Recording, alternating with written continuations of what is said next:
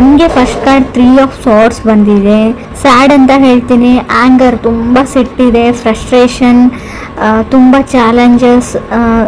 ನಿಮಗೆ ತುಂಬ ತಾಳ್ಮೆಯ ಅಗತ್ಯ ಇದೆ, ನೀಡ್ ಮೋರ್ ಪೇಷನ್ಸ್ ಅಂತ ಕಾರ್ಡ್ ಹೇಳ್ತಾ ಇದೆ. 3 ಆಫ್ ಸಾರ್ಟ್ಸ್ ಬ್ರೇಕಪ್ ಅಂತ ಹೇಳ್ತೀವಿ. ಸೊ ಯಾವ ಥರ ಬ್ರೇಕಪ್ ಅಂದರೆ, ನಾನು ಸ್ಪೆಷಲಿ 5 ಆಫ್ ಸಾರ್ಟ್ಸ್ ಅಥವಾ 7 ಆಫ್ ಸಾರ್ಟ್ಸ್ ಬಂದಿದ್ದರೆ ನಿಮಗೆ ವಿಷಯ ಗೊತ್ತಾಗಿರುತ್ತೆ, ಅವ್ರು ಮೋಸ್ಕರ ಅಂತ ಬ್ರೇಕಪ್ ಮಾಡ್ಕೊಂಡಿದ್ದೀರಾ ಅಂತ ಹೇಳ್ಬೋದು. 3 ಆಫ್ ಸಾರ್ಟ್ಸ್ ಇಲ್ಲದೆ ಇರೋ ವಿಷಯಕ್ಕೆ ಅಥವಾ ಥರ್ಡ್ ಪರ್ಸನ್, ಯಾರೋ ಮೂರನೇ ವ್ಯಕ್ತಿ ನಿಮ್ಮಿಬ್ಬರ ಮಧ್ಯೆ ತಂದಿಡ್ತಾ ಇದ್ದಾರೆ. ಆಲ್ರೆಡಿ ಮ್ಯಾರಿಡ್ ಆಗಿದ್ರೆ ಫ್ಯಾಮಿಲಿ ಮೆಂಬರ್ಸ್, ರಿಲೇಟಿವ್ಸ್, ಅಥವಾ ನಿಮ್ಮ ಮನೆಯಲ್ಲೋ ಅಥವಾ ಅವ್ರ ಮನೆಯಲ್ಲೋ ನೀವಿಬ್ಬರು ಚೆನ್ನಾಗಿರೋದನ್ನು ಅವ್ರಿಗೆ ನೋಡೋಕ್ಕಾಗಲ್ಲ ಅಂತ ಕಾರ್ಡ್ ಕ್ಲಿಯರ್ ಆಗಿ ಹೇಳ್ತಾ ಇದೆ ಅವರಿಗೆ. ನಿಮಗೆ ಬೇರೆಯವ್ರ ಮಾತನ್ನ ಕೇಳೋದನ್ನು ಬಿಟ್ಬಿಡಿ. ನಿಮಗೆ ಆ ವ್ಯಕ್ತಿನ ಕಂಡ್ರೆ ಇಷ್ಟ ಇದೆಯೋ ಇಲ್ವೋ ಅದ್ರ ಬಗ್ಗೆ ಅಷ್ಟೇ ಯೋಚನೆ ಮಾಡಿ ಅಂತ ನಾನು ಹೇಳ್ತೀನಿ. Second card 7 of cups. So ನಿಮ್ಗೆ ಅರ್ಥ ಆಗ್ತಾ ಇಲ್ಲ ಆ ವ್ಯಕ್ತಿ ಎಷ್ಟು ಸುಳ್ಳು ಹೇಳ್ತಾರೆ, ಒಬ್ಬ ವ್ಯಕ್ತಿ ಎಷ್ಟು ಸುಳ್ಳು ಹೇಳೋಕ್ಕೆ ಸಾಧ್ಯ ಅಂತ. ತುಂಬ ಎಕ್ಸ್ಕ್ಯೂಸಸ್ ಮಾಡ್ತಾರೆ, ತುಂಬ ಸುಳ್ಳು ಹೇಳ್ತಾರೆ ಮತ್ತು ಅದನ್ನು ಮುಚ್ಚಾಕೋಕ್ಕೆ ಪ್ರಯತ್ನನೂ ಪಡ್ತಾರೆ. ತುಂಬ ಕ್ಯಾನ್ಸಲೇಷನ್ಸ್ ಅಂತ ಹೇಳ್ತೀನಿ. ತುಂಬ ಅವ್ರ ಮೈಂಡ್ ಕಾನ್ಸ್ಟೆಂಟ್ ಆಗಿರಲ್ಲ, ಅಥವಾ ನಿಮ್ಮದು ಕೂಡ ಆಗಿರ್ಬೋದು ಅಥವಾ ಅದರ್ ಪರ್ಸನ್ದು. ಸಡನ್ ಚೇಂಜಸ್, ಹಾಲಿಡೇ ಪ್ಲ್ಯಾನ್ ಮಾಡ್ತೀರಾ, ಕ್ಯಾನ್ಸಲ್ ಮಾಡ್ತೀರಾ, ಫಿಲ್ಮ್ ಪ್ಲ್ಯಾನ್ ಮಾಡ್ತೀರಾ, ಕ್ಯಾನ್ಸಲ್ ಮಾಡ್ತೀರಾ, ಹೊರಗಡೆ ಹೋಗಬೇಕು ಅಂತ ಅಂದ್ಕೊಡ್ತೀರಾ. ಕೀಪ್ ಚೇಂಜಿಂಗ್, ಅವ್ರ ಮೈಂಡೇ ಕಾನ್ಸ್ಟೆಂಟ್ ಆಗಿಲ್ಲ ಅಂತ ಹೇಳುತ್ತೆ, ಅಥವಾ ನಿಮ್ಮ ಮೈಂಡ್ ಕಾನ್ಸ್ಟೆಂಟ್ ಆಗಿಲ್ಲೋ ಗೊತ್ತಿಲ್ಲ. ತುಂಬ ಫ್ರಸ್ಟ್ರೇಷನ್, ತುಂಬ ಏನು ಹೇಳ್ತೀರಿ, ನನ್ನನ್ನು ಕಂಡ್ರೆ ನನಗೆ ಆಗಲ್ಲ ಅನ್ನೋ ರೇಂಜಲ್ಲಿ ಫ್ರಸ್ಟ್ರೇಷನ್ ಇದೆ ನಿಮಗೆ.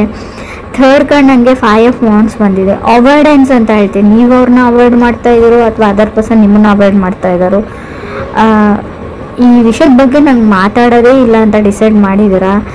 ಬಟ್ ನಾನು ಸಿಚುವೇಶನ್ನ ಫೇಸ್ ಮಾಡಿ ಕಮ್ಯುನಿಕೇಷನ್ ಮಾಡೋಕ್ಕೆ ಟ್ರೈ ಮಾಡಿ ಅಂತ ಹೇಳ್ತೀನಿ. ಬಟ್ ನೀವು ಯಾವಾಗ ಕಮ್ಯುನಿಕೇಷನ್ ಮಾಡಿದರೂ ಸಫರ್ ಆಗ್ತೀರಾ ಅಂತ ಕೂಡ ಹೇಳುತ್ತೆ. ಸೊ ಏನು ಬರುತ್ತೆ ಅದನ್ನು ಆಕ್ಸೆಪ್ಟ್ ಮಾಡ್ಕೊಂಡು ಹೋಗಿ ಅಂತ ಹೇಳ್ತೀನಿ. ಸೊ ಮೇ ಬಿ 5 ಆಫ್ ವಾಂಡ್ಸ್ನು ಸಪ್ರೇಷನ್ನ ರೀಪ್ರೆಸೆಂಟ್ ಮಾಡುತ್ತೆ.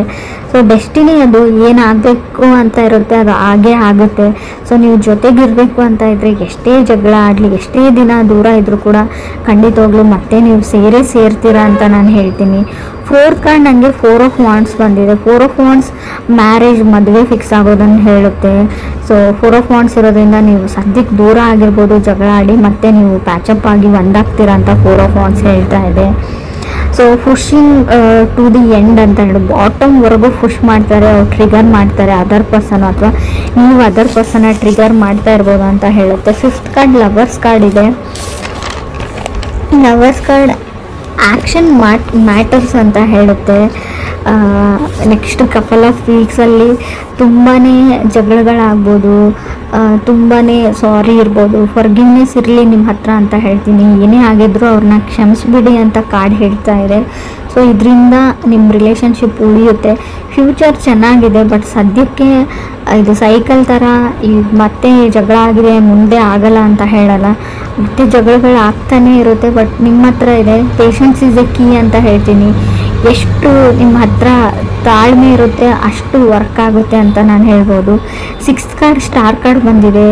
ಸಫರಿಂಗ್ ಮ್ಯಾರೇಜ್ ಅಂತ ಹೇಳುತ್ತೆ ಆ್ಯಂಡ್ ರಿಲೇಷನ್ಶಿಪ್ ಅಂತ ಕೂಡ ಹೇಳ್ತೀನಿ.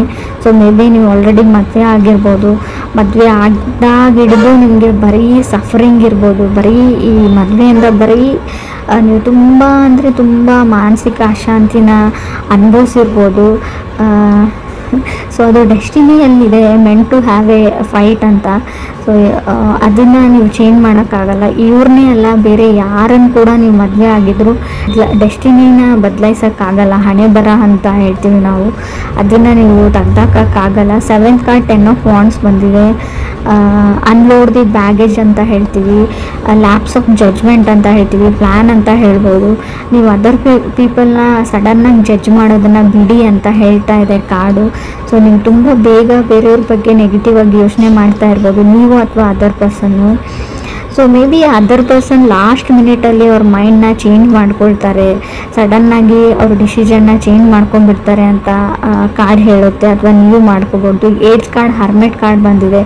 ಟೈಮ್ ಔಟ್ ಅಂತ ಅನ್ನಿಸ್ತಾ ಇರ್ಬೋದು ನಿಮಗೆ, ಇನ್ನು ಸಾಕಪ್ಪ ಸಾಕು, ಇದರಿಂದ ಹೊರಗಡೆ ಹೋದ್ರಾಯ್ತು ಅಂತ ಕೂಡ ಅನಿಸ್ಬೋದು. ಬಟ್ ತಾಳ್ಮೆ ಇರಲಿ ಅಂತಲೇ ಕಾರ್ಡ್ ಹೇಳ್ತಾ ಇರೋದು. ನೀವು ಕನೆಕ್ಟ್ ಆಗಿರೋ ವ್ಯಕ್ತಿ ಏನು ತುಂಬ ಕೆಟ್ಟ ವ್ಯಕ್ತಿ ಅಲ್ಲ, ಅವ್ರು ತುಂಬ ಒಳ್ಳೆಯವರು. ಸೊ ಸಿಚುವೇಶನ್ನು, ಈ ಪ್ಲ್ಯಾನೆಟ್ ರೆಸ್ಟ್ರೋಗೇಷನು, ಅವ್ರ ಚಾರ್ಟಲ್ಲಿರೋ ಗ್ರಹಗಳು, ಹೇಳ್ತೀವಲ್ವ ಅವ್ರ ಡೆಸ್ಟಿನಿ, ಸೊ ಆ ಥರ ಮಾಡಿಸ್ತಾ ಇರುತ್ತೆ. ಅವ್ರು ಮಾಡ್ತಾ ಇರಲ್ಲ. ಬಟ್ ಕೆಲವ್ರಿಗೆ ನಿಮ್ಮನ್ನು ಸಹಿಸ್ಕೊಳ್ಳೋಕ್ಕಾಗಲ್ಲ. ಸ್ವಲ್ಪ ದೃಷ್ಟಿ ದೋಷ ಅಂತ ಹೇಳ್ತೀವಿ, ಆದಷ್ಟು ಅದನ್ನು ನಿವಾರಣೆ ಮಾಡ್ಕೊಳ್ಳಿ ಅಂತ ಹೇಳ್ಬೋದು. ಹರ್ಮಿಟ್ ಕಾರ್ಡ್, ಸೋಲ್ ಸರ್ಚಿಂಗ್. ತುಂಬ ಡಿಪ್ರೆಷನ್ನಲ್ಲಿ ಇರ್ತೀರ, ಸ್ವಲ್ಪ ಮೆಡಿಟೇಷನ್ ಮಾಡಿ, ಯಾವುದಾದ್ರೂ ವೆಕೇಷನ್ಸ್ಗೆ ಹೋಗಿ, ಪ್ಲೇಸ್ ಚೇಂಜ್ ಮಾಡಿ, ಫ್ರೆಂಡ್ಸ್ನ ಮೀಟ್ ಮಾಡಿ, out of the box think ಮಾಡಿ, ನಿಮ್ಮ ಲೈಫ್ನ ಬಿಟ್ಬಿಟ್ಟು ಬೇರೆದ್ರ ಬಗ್ಗೆ ಯೋಚನೆ ಮಾಡಿ ಅಂತ ಹೇಳ್ತೀನಿ. 9th card, 7 of pentacles. Patience is the big thing ಅಂತ ಹೇಳುತ್ತೆ ಇಲ್ಲಿ. ಸೊ ಯಾವಾಗ ಇಬ್ಬರು ವ್ಯಕ್ತಿಗಳು ಜಗಳ ಆಡಿ ತುಂಬ ಹರ್ಟ್ಫುಲ್ ಮಾತುಗಳನ್ನ ಆಡಿ, ಕೆಲವ್ರಿಗೆ ಹರ್ಟ್ ಮಾಡಿರ್ತೀರ ನೀವು, ಅದರ್ ಪರ್ಸನ್ ನಿಮಗೆ ಅದರ್ ಪರ್ಸನ್ಗೆ. ಬಟ್ ಅದನ್ನು ಫಾರ್ಗಿವ್ ಮಾಡೋದು ಅಥವಾ ಕ್ಷಮಿಸೋದು ಅಷ್ಟು ಸುಲಭ ಅಲ್ಲ, ನನಗೆ ಗೊತ್ತು. But 7 of pentacles, forgiveness is A key, patience is A key ಅಥವಾ ಬಿಗ್ ಥಿಂಗ್ ಅಂತ ಹೇಳ್ತಾ ಇದೆ. ನೀವು ತಾಳ್ಮೆ ಮತ್ತು ಒಬ್ಬ ವ್ಯಕ್ತಿನ ಕ್ಷಮಿಸುವಂಥ ಗುಣನ ನೀವು ಈ ಮಂತಲ್ಲಿ ಅಥವಾ ಈಗಲೇ ಇಟ್ಕೊಂಡ್ರೆ, ಸೊ ನಿಮ್ಮ ರಿಲೇಷನ್ಶಿಪ್ ತುಂಬ ಚೆನ್ನಾಗಿರುತ್ತೆ. ನಿಮ್ಗೆ ಅನ್ನಿಸ್ಬೋದು ಬಿಟ್ಟು ಹೋಗ್ಬಿಡ್ತೀನಿ, ಸಪ್ರೇಟ್ ಆಗಿಬಿಡೋಣ, ಡಿವೋರ್ಸ್ ತೊಗೊಂಡ್ಬಿಡೋಣ ಅಂತ, ಬ್ರೇಕಪ್ ಮಾಡ್ಕೊಂಡ್ಬಿಡೋಣ ಅನಿಸ್ಬೋದು ಕೆಲವರಿಗೆ. ಬಟ್ ಅದಾದಮೇಲೆ ತುಂಬ ದೊಡ್ಡ ಪ್ರೊಸೆಸ್ ಇರುತ್ತೆ. ಆ ಫ್ರಸ್ಟ್ರೇಷನ್ನು, ಆ ವ್ಯಕ್ತಿನ ಮರೆಯೋಕ್ಕಾಗಲ್ಲ ನಿಮಗೆ. 4 ಆಫ್ ಸೋರ್ಸ್ ಕಾರ್ಡ್ ಬರ್ತಾ ಇರುತ್ತೆ, ಅಂದರೆ ನಿಮ್ಗೆ ನಿದ್ದೆನೇ ಬರೋದಿಲ್ಲ. ಆ ಹಳೆ ನೆನಪುಗಳು, ಮೆಮೊರೀಸು, ಅದರಿಂದ ಹೊರಗಡೆ ಬರೋದು ಅಷ್ಟೊಂದು ಸುಲಭ ಅಲ್ಲ. ಇದನ್ನು ಅನುಭವಿಸಿದವ್ರಿಗೆ ಅಷ್ಟೇ ಗೊತ್ತಿರುತ್ತೆ. ನಿಮಗೆ ಈಸಿ ಅಂತ ಅನ್ನಿಸ್ಬೋದು, ಬರೀ ಮಾತಲ್ಲಿ ಅನಿಸುತ್ತೆ. ಅದನ್ನು ನೀವು ಟ್ರೈ ಮಾಡಿದರೆ ತುಂಬ ಸಫರ್ ಆಗ್ತೀರಾ ಅಂತಲೂ ಕಾರ್ಡಲ್ಲಿ ಹೇಳ್ತಾ ಇದೆ. 10th ಕಾರ್ಡ್ ನನಗೆ 10 ಆಫ್ ಸಾರ್ಡ್ಸ್ ಬಂದಿದೆ. ನೀವು ಕ್ಷಮಿಸಿದರೆ ನಿಮ್ಮ ಲೈಫು ತುಂಬಾ ಅಂದರೆ ತುಂಬ ಚೇಂಜ್ ಆಗುತ್ತೆ. ನಾನು ಯಾವ ಥರ ಹೇಳ್ಬೇಕು ಗೊತ್ತಾಗ್ತಾ ಇಲ್ಲ. ಸ್ವಲ್ಪ ಕ್ಷಮೆ ಇರಲಿ ಅಂತ ಹೇಳ್ತೀನಿ. ನನಗೆ ಗೊತ್ತು ತಪ್ಪೆಲ್ಲ ಅದರ್ ಪರ್ಸನ್ದೇ ಅಂತಲೂ ಗೊತ್ತು. ಬಟ್ ಆದರೂ ಕೂಡ ಈ ಒಂದು ಮಂತ್ ಸುಮ್ಮನಿರೋಕ್ಕೆ ಟ್ರೈ ಮಾಡಿ, ತಾಳ್ಮೆ ಇರಲಿ ಅಂತ ಹೇಳ್ತೀನಿ. 10 ಆಫ್ ಸೋರ್ಡ್ಸ್ ಇರೋದ್ರಿಂದ ತುಂಬ ಜಗಳ, ಫ್ರಸ್ಟ್ರೇಷನ್ ಇಲ್ಲದೆ ಇರೋದನ್ನು ಅವ್ರ ಫ್ಯಾಮ್ಲಿ ಮೆಂಬರ್ಸ್ ಹೇಳ್ಬೋದು, ನಿಮ್ಮ ಫ್ಯಾಮ್ಲಿ ಮೆಂಬರ್ಸ್ ಹೇಳ್ಬೋದು. ಸೊ ನೀವು ನಂಬಿರೋ ವ್ಯಕ್ತಿನೇ ನಿಮಗೆ ಮೋಸ ಮಾಡ್ಬೋದು, ನೀವು ಮಾಡಿಲ್ಲದೆ ಇರೋದನ್ನು ಮಾಡಿದಿರಿ ಅಂತಲೂ ಹೇಳ್ಬೋದು ಅಂತ ಕಾರ್ಡ್ ಹೇಳುತ್ತೆ. 11th ಕಾರ್ಡ್, ಮೂನ್ ಕಾರ್ಡ್ ಬಂದಿದೆ. ಅಬ್ಸೆಸಿವ್, ಇದು ಇದೇ ಥರನೇ ಮಾಡಬೇಕಾಗಿತ್ತು, ನಾ ಹೇಳಿದ ಥರನೇ ಆಗಬೇಕು ಅನ್ನೋದಿದೆ ನೀವು ಅಥವಾ ಅದರ್ ಪರ್ಸನ್ನು. ಮೇಕಿಂಗ್ ವಾರ್ ಅಂತ ಹೇಳುತ್ತೆ, ಒಂದು ಯುದ್ಧನೇ ಆಗ್ಬೋದು. ಸಮಥಿಂಗ್ ಅಬೌಟ್ ಟು ಚೇಂಜ್ ಅಂತ ಹೇಳುತ್ತೆ ಮೂನ್ ಕಾರ್ಡ್ ಇರೋದ್ರಿಂದ. ಮೂನ್ ಕಾರ್ಡ್ ಅಂದರೆ ಸ್ವಲ್ಪ ಕಣ್ಣೀರು ಹೇಳ್ತೀನಿ, ಹಿಡನ್ ಥಿಂಗ್ಸ್, ಕೆಲವೊಂದು ವಿಷಯಗಳನ್ನ ಅವ್ರು ಸುಳ್ಳು ಹೇಳಿರ್ಬೋದು ಅವ್ರ ಫ್ಯಾಮ್ಲಿದವರು ಅಥವಾ ನಿಮ್ಮ ಫ್ಯಾಮ್ಲಿದವರು. ಇವರ್ ಇನ್ ದಿ ವೇಟಿಂಗ್ ಝೋನ್ ಅಂತ ಕೂಡ ಕಾರ್ಡ್ ಹೇಳ್ತಾ ಇದೆ. ಯಾವುದಕ್ಕೂ ವೇಟ್ ಮಾಡ್ತಾ ಇರ್ಬೋದು ಕೆಲವ್ರಿಗೂ. ಸೊ ರೀಡಿಂಗ್ ಅಂದರೆ ಕೆಲವ್ರಿಗೆ ನಾನು ಸಫರಿಂಗ್ ಆಫ್ ಮ್ಯಾರೇಜ್ ಹೇಳ್ತೀನಿ. ಸ್ವಲ್ಪ ಕೇರ್ಫುಲ್ ಆಗಿರಿ. ನಿಮಗೆ ಕೆಲವೊಂದು ಆಪ್ಷನ್ಸ್ ಬರುತ್ತೆ, ರಿಲೇಟಿವ್ ಕಡೆಯಿಂದ ಆಗಿರ್ಬೋದು, ಪ್ರಪೋಸಲ್ ಬರುತ್ತೆ. ಸೊ ಅದನ್ನು ನೀವು ಚೆನ್ನಾಗಿ ವಿಚಾರಣೆ ಮಾಡಿ, ಫ್ಯಾಮ್ಲಿ ಬ್ಯಾಕ್ಗ್ರೌಂಡ್ ಅಥವಾ ಅವ್ರ ಊರು, ಅವರಿರೋ ಪ್ಲೇಸು, ಅವ್ರು ಕೆಲಸ ಮಾಡೋ ಜಾಗ, ಸೊ ಅವರು ಯಾವ ಥರ ವ್ಯಕ್ತಿ ಅಂತ. ಸೊ ತುಂಬ ಬೇಗ ಹಳ್ಳಕ್ಕೆ ಬೀಳುವಂಥ ಚಾನ್ಸಸ್ ಇದೆ. ಸೊ ಮೂನ್ ಕಾರ್ಡ್ ಇರೋದ್ರಿಂದ ನಿಮ್ಗೆ ಯಾರಾದರೂ ಇಲ್ಲದೆ ಇರೋದನ್ನು ತೋರಿಸ್ಬಿಟ್ಟು ಇದು ನಮ್ಮದೇ ಅಂತ ಹೇಳಿಬಿಟ್ಟು ಮದುವೆ ಆಗುವಂಥ ಚಾನ್ಸಸ್ ಇದೆ.